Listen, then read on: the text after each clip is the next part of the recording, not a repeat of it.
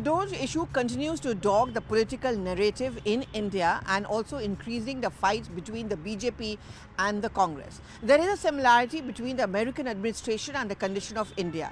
Remember, Donald Trump in the past has often blamed the social media platforms like Facebook, Twitter as it was called earlier, for being responsible for changing or tweaking the electoral system, especially when he lost out. That is something where he's gone in for course correction.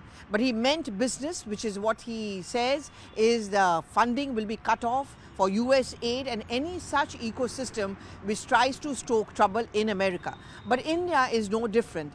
Time and again, the Prime Minister has often raised a point that there is a particular ecosystem in our country which is very negative in its thought process. He's also said that there is no harm in a democracy if you want to criticize the government, if you want to question its policies, but don't say or do anything which can harm the secular or the unity fabric of the country.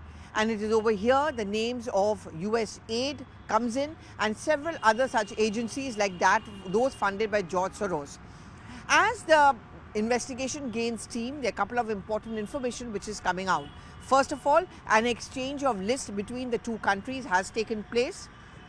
Many Indian influencers, scholars, think tank, some YouTubers, journalists, fact checkers are on that list, and the concern is that they were being funded by powers that be or US aid, other agencies abroad like George Soros funded agencies who were using these people to stoke trouble in a country, to try and build up a negative narrative.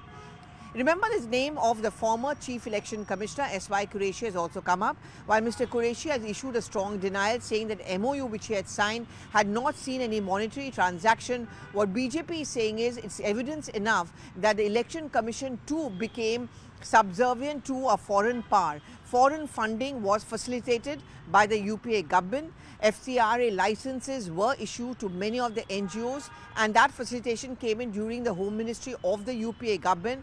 So what happened is that you opened the floodgates. You opened India to many of these US aids, George Soros funded agencies. And in the garb of being an NGO, what they were actually doing was creating a negative atmosphere which could have had an impact on our policies and also on foreign investment into our country.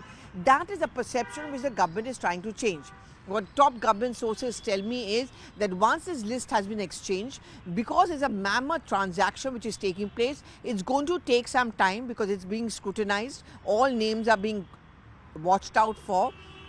And one by one, most of these members are going to be called in for questioning, or they're going to be presented with a questionnaire where they're going to be asked about their transaction history, their travels abroad, and so on and so forth. In fact, some have already been served that questionnaire.